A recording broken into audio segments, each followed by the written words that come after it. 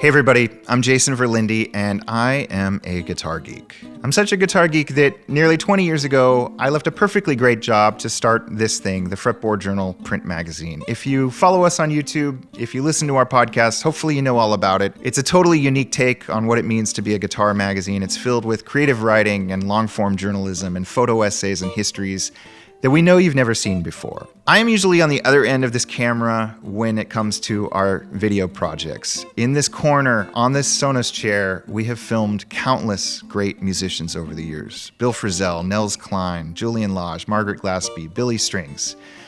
But I'm on this side of the camera to tell you about this incredibly cool guitar festival that we are throwing this summer. It's August 23rd to 25th, 2024 at Chicago's Old Town School of Folk.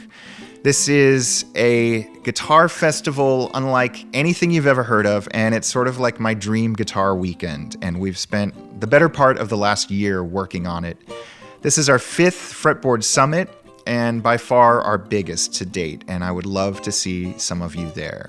The Fretboard Summit is our chance to bring a little bit of this corner and a little bit of this magazine to life for people who want to meet their guitar heroes, both on the player front as well as people from the industry who make gear and build guitars one at a time. It is filled with workshops and master classes and oral histories and panels and cool live podcast tapings and parties where you can actually meet the likes of Bob Taylor from Taylor Guitars or Josh Scott of JHS Pedals or the folks behind Collings. We have a guitar show. You know what a guitar show is like. People selling guitars behind tables. But we also have so much more at the Fretboard Summit, and it's really important to me, apologies to our sponsors, to create an experience that you will love even if you're not in the market to buy anything new. So we have great concerts. This year, Blake Mills is coming back, his second Fretboard Summit appearance. We've got Joe Henry, singer-songwriter and producer, performing. Jake Eddy is playing, the incredible bluegrass musician. Colin Hay of Men at Work, Valerie June, Molly Miller, Rhett Shull, Adam Levy and Rich Hinman, on and on. This incredible array of artists are coming to help inspire you, perform, field your questions. It's going to be awesome. We've also got workshops on guitar repair and the history of acoustics, and some of our favorite dealers are coming to talk about the trends they see in their shops and so much more. The Fretboard Summit is as nerdy as it gets, but it's also a lot of fun, and we have parties and concerts and goofy stuff. In years past, we've had Bill Frisell lead a guitar orchestra that anyone could join. We also had an Iron Chef spoof where two incredible guitar makers built a parts caster in an hour in front of an audience. It was truly incredible. I will never forget it. The Fretboard Summit feels like a family reunion, and if you are watching our channel and love the stuff that we share, you will definitely be part of our family. Now, the challenge with an event like this is it's not for everybody. If we had too many people, it wouldn't be fun. You wouldn't be able to actually pick the brains of your guitar heroes. So we're limiting passes. There's just a few hundred, and most of them have already sold. But if you want to attend, you can stay anywhere you want in Chicago, and from 10 a.m. until basically 10 or 11 p.m. every day of the Fretboard Summit, you will be able to go in and out of any workshop you want, go to any concerts. You can choose your own adventure. You can go guitar shopping or see a baseball game or whatever, but you can come back and hang out with some like-minded guitar nerds at the Fretboard Summit. It's super fun. I hope you will come. And I wanted to share an interview I just did with one of our participants of that Iron Chef competition, Creston Lea of Creston Guitars. He has come to every Fretboard Journal event on his own dime that we've ever thrown, and I figured, who better to explain the magic of this guitar weekend than him? I hope you enjoy the interview, and I hope, most importantly, to see a whole bunch of you in Chicago at the Fretboard Summit this August. Creston, welcome. Hi, Jason. How are you? I'm doing okay. Nice to be back on your Zoom call. I was looking at the logbooks for the Fretboard Summit. I think you've been to all of them. I have, yeah. It's incredible. Can't stop now. One of the hardest things about throwing an event like this is explaining to people what exactly it is, because everybody who's been to a vintage guitar show or a music camp has some sort of picture in their mind of what they think a guitar gathering looks like. And this is kind of not like any of those. How would you describe it? Well, I was thinking it might be helpful for people to kind of, for me or you to describe the actual physical layout of the thing, because in some ways that tells the story, So the Old Town School of Folk Music, right, is in Chicago, and it straddles this one kind of busy street where you have to watch yourself as you hope that the cars stop, where I usually go back and forth, but it's a narrow street. So on one side is this big performance theater and some kind of smaller rooms. And the other side of the street is about 3 different floors of, there's another slightly smaller theater there, and what become guitar showrooms during that time, and little smaller workshop rooms. So when you're at the summit, you're kind of constantly darting back and forth across the street, and maybe you want to see, somebody talking about Regal guitars, the entire history of Regal guitars in one room, and when that's over, you go back to the other side and you see, I don't know, a flat picking workshop, and then you go to the other side and there's a room full of like gadgets, pedals and weirdo guitars, and then when you're exhausted by that, you cross the street again and you can visit these rooms that are like, shoulder to shoulder packed with all these incredible guitar builders from all over the world showing off their wares. And there's 4 rooms maybe of something like that of kind of group show. And I've never been to Woodstock or any of those kind of guitar shows. It's pretty unappealing to me, honestly.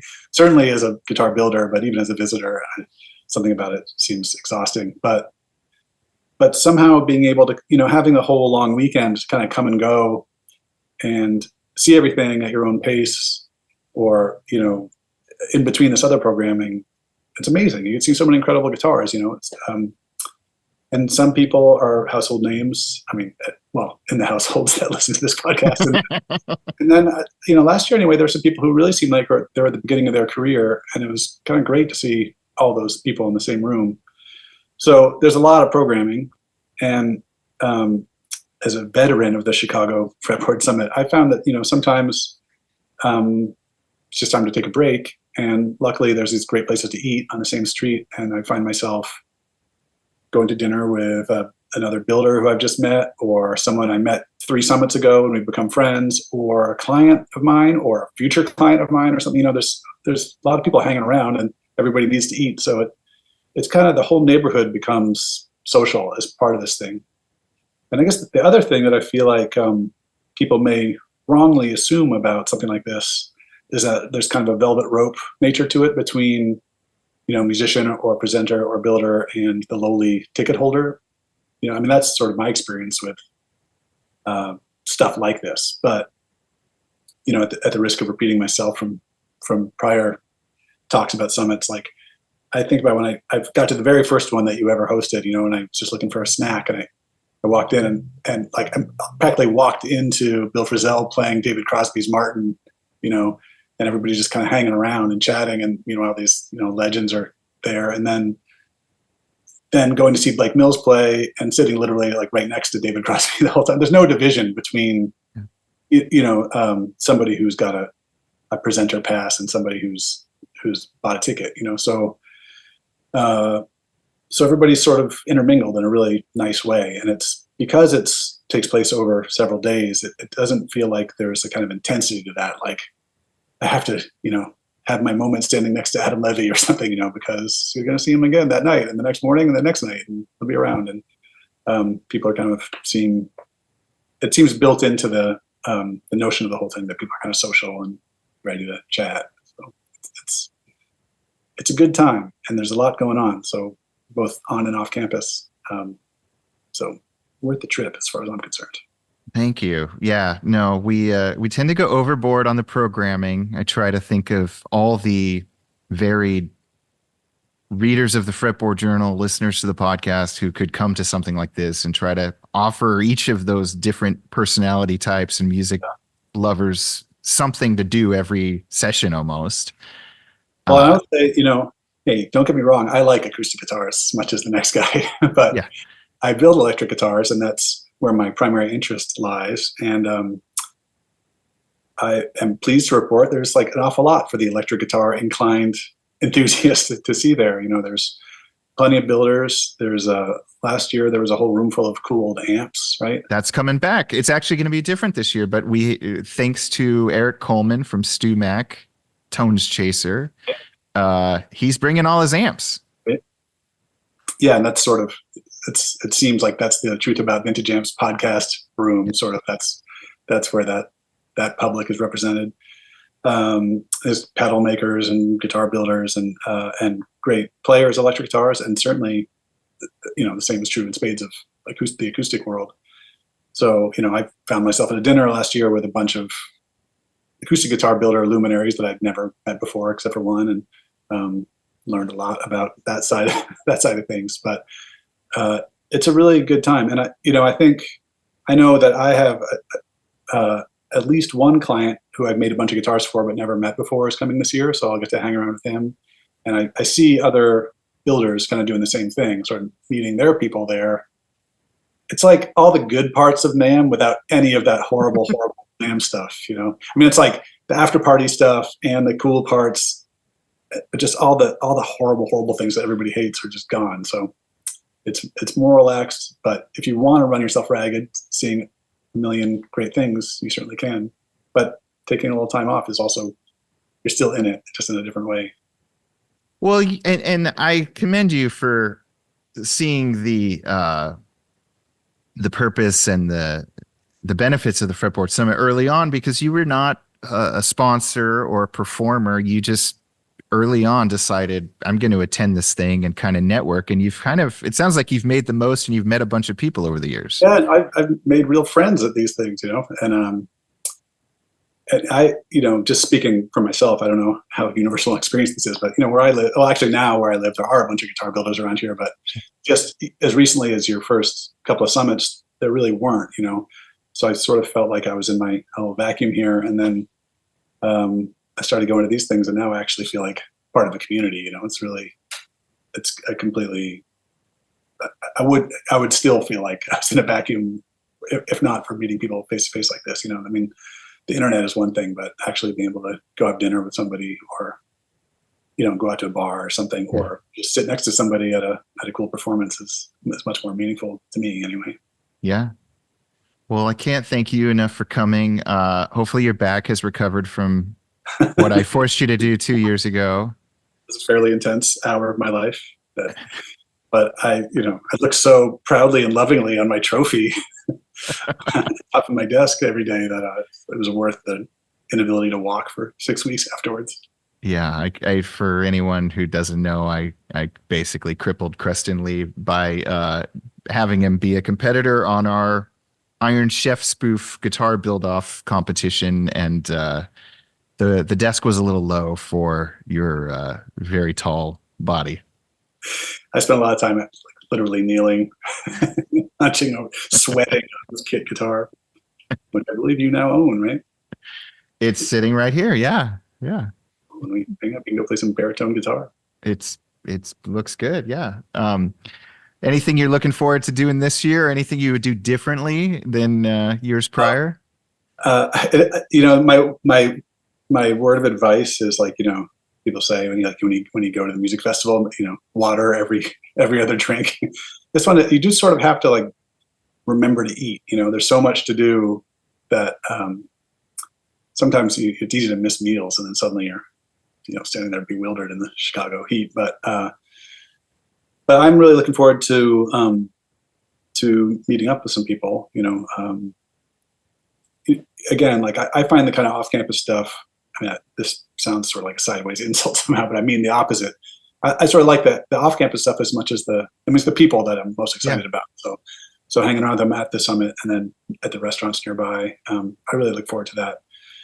I haven't seen much of Chicago really when I'm there. It's just I stay in that neighborhood, and I've been at the event the entire time. So I might look to explore a little bit, early, in the early part of the day or something like that. But the list of, I every time I listen to one of your podcasts and you mention somebody and then you tack on, and they'll be at the summit, like it seems, I mean, I remember thinking this last year, like there's not enough room in the day for all these people, but I feel like this year it's like 3 times as many. So this year we have more builders than we've ever had before. The list of luthiers actually exhibiting is pretty staggering, and yeah, we've heard a lot of people who have funneled through this very podcast said, "Can I come?" And I was like, "Yeah, we'll find a workshop for you if they have something interesting." And yeah, and that's been really fun.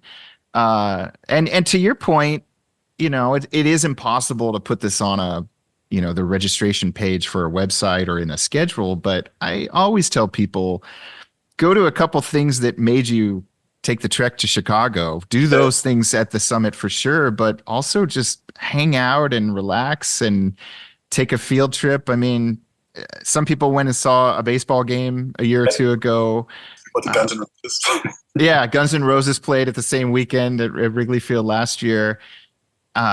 Chicago is just so rich, and you can have a lot of fun, sneaking out, playing hooky a little bit, and then come back to the summit because it goes till like 11 o'clock every night.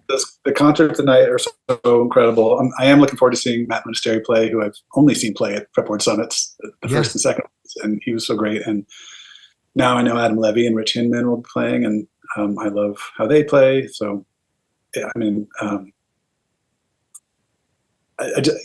like, it's one of those things where you can't lose, it's like everywhere you look, there's something great. So that's sort of the hardest part sometimes, is having to decide between maybe 2 speakers you'd like to hear or 2 musicians you'd like to see play or something. So, yeah, but you can sneak out and then sneak into the other one, get a taste of everything. You mentioned a couple of the fly on the wall moments you had at the very first summit that took place in 2015. What, as a guitar maker, as somebody who's building guitars all the time, have there been any instruments in the last couple of years that you've seen from others that have just totally inspired you or blown you away? I'd never heard of, but immediately became my favorite is Bob Robinson. Robinson guitars, you know that guy?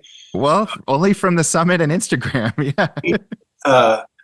Such a cool guy. I mean, he has an amazing spirit about him. He's just like a enthusiastic, sweet guy. And, I got to know him a little better at the last summit, but, he has a whole career behind him, or, with him currently as a furniture builder. And I think he's got a pretty high-end shop where he's been successful doing that. And I don't know when he started building guitars, but at the first summit in Chicago, I walked in and he had like 4 or 5 guitars on this table, and they were like wildly different from each other. And the electrics are kind of like, from a distance, they almost look sort of like 80s, like shredder guitars or something. But when you actually hold them, they have some kind of pointy stuff, but that's totally not what they are. But the construction is so unique. Like, they're incredibly thin bodied, and everything mounts to this internal like aluminum or steel plate that's all tapped out and holds every screw in the thing. And just the actual engineering is so original and so cool. And then last year he had a couple of acoustic guitars that a lot of people I talked to were freaked out about them, because I kept going back and ogling them, and then I noticed some subtle little detail, just sort of like how the nut sits in its slot. Is like, I just have never seen that on a guitar before. And it doesn't look like, I shouldn't have led with talking about the pointy guitars, because the acoustic guitars from a short distance, just, like, another flat top acoustic guitar. But then you get up close, and like his approach is so cool and so unique and so elegant and simple. I was like flipping out about it. But my favorite thing is this resonator guitar. That's the thing that immediately caught my eye. That's, I think the top is ebony, maybe. Like it reads as black from a short distance, but it has 6 round holes, like Buick, like Buick hood or whatever, fender holes, like six round holes with like white binding or paint or trim or something, and that matches the binding of the thing. And then if you look really carefully, the whole top is screwed on with like a million tiny little machine screws, and it's a resonator guitar, and it's got, I think he built every scrap of it, but it's just like, it's so cool and weird, but also so kind of elegant and kind of simple and austere. I don't know, something about his originality and his execution really got me very excited. And it was gratifying to see last year. I feel like a lot of people were talking about him. And I guess he's doing it all the time. I also follow him on Instagram, and he and his friend and coworker are like, I like his whole spirit and approach to it. Seems kind of unprecious, but really considered and really well executed. So I look forward to see what he has up his sleeve, because I feel like he's always sort of like just like innovation on top of innovation, and always on to the next thing. Totally. I mean, he's also the hometown hero there. There aren't a ton of Chicago makers, and he just continues. I think he's somebody who probably hasn't done the old school Lutherie showcase festivals much, and he just came out of the gate so strong. Yeah, he's amazing. Yeah, and he's got he just brought along an amp for people to try out his guitars, but of course he built the amp too. So I think he's a guy who's good with fabrication of all things, I think, but I really like him. Yeah. But it's, I like Megan Wells's guitars, or like, I've never sort of seen guitars that are like that. And hers, again, they seem so kind of perfectly executed that it's almost like, it feels like she's in this long tradition of guitars that look just like that, even though she's the only one making guitars that look just like that, that I know of, just kind of small body arch tops. Those are cool. I don't know if she'll be there this year, but she will be. Last couple of years. I always like to see what Collings has up their sleeves. They do these, I think that, correct me if I'm wrong, but I think both the past 2 years they've done like these special Fretboard Summit runs of guitars where they make sort of two, like 3 or 4 pairs of guitars, like kind of matching but different guitars, right?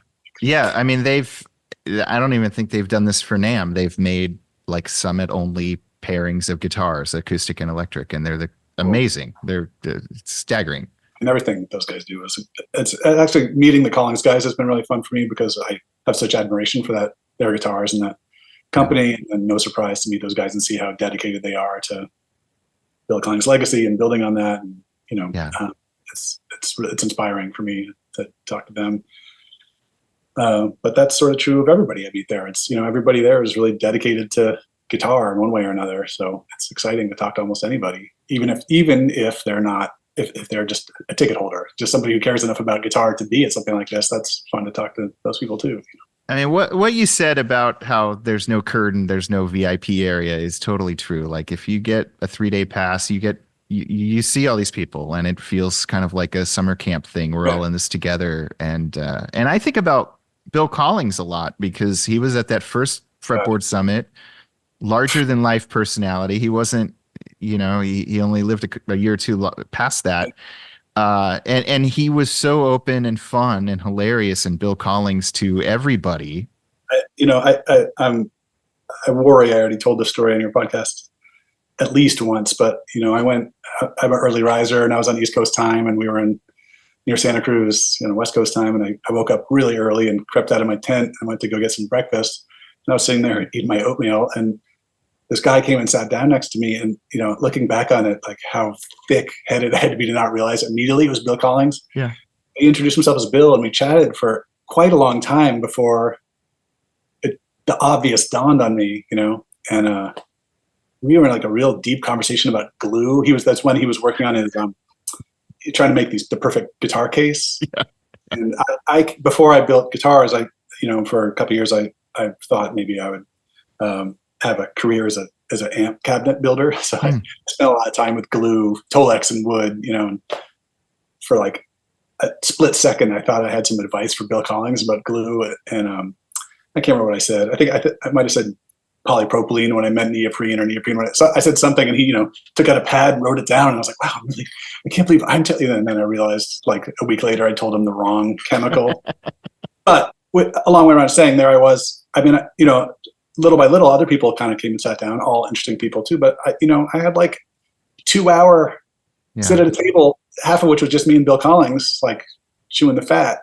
And half of that was me not knowing who he was. So yeah, no velvet rope.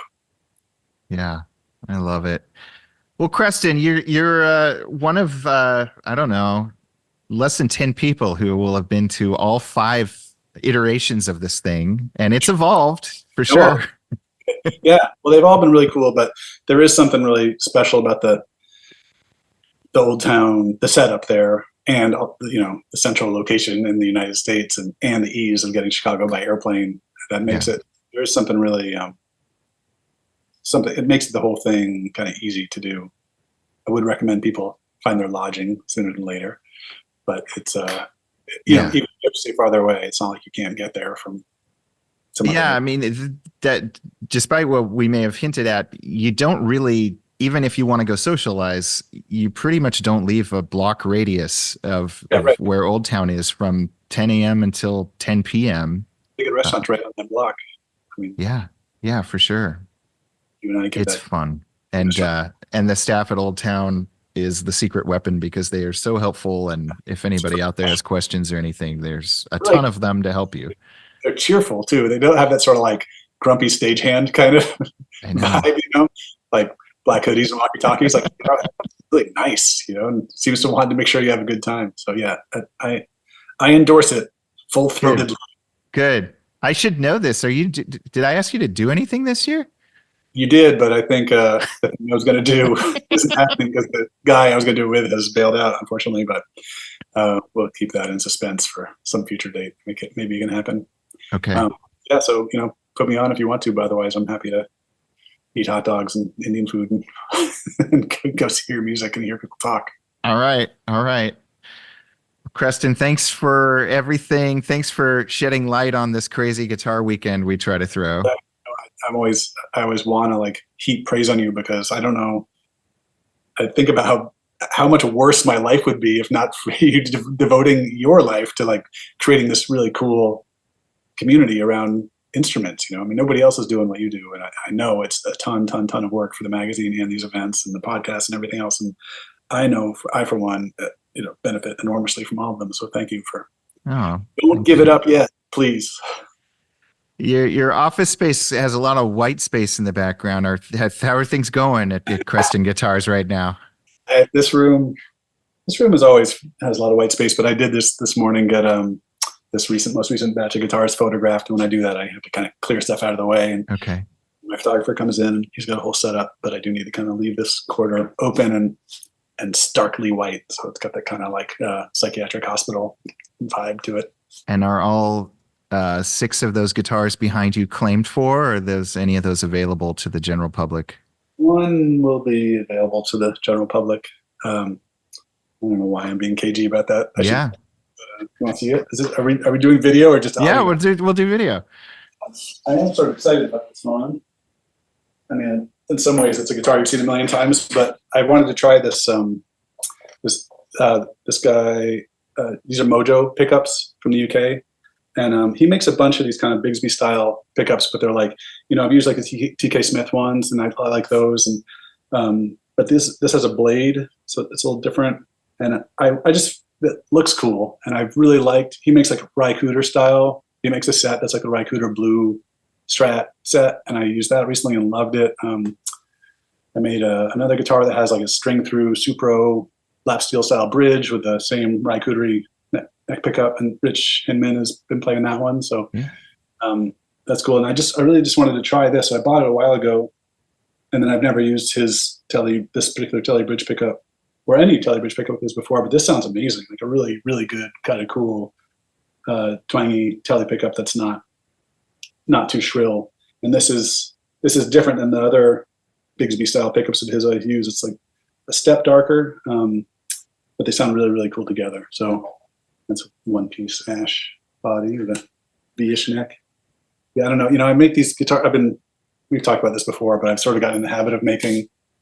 If I make 5 guitars, I might make a 6th that's unclaimed, and I always think they're really cool. And sometimes they sit around for, if they sit around for 5 minutes, I'm like, oh god, why does everybody hate me? And then eventually they find a home. But I'm sitting on a couple of basses right now that are, I don't know, they're as good as anything I've ever made. But I guess I didn't make the right call aesthetically. Who knows? But if anybody's looking for a bass, come see me. And then this one will be available whenever sometimes I'm not the best at sales.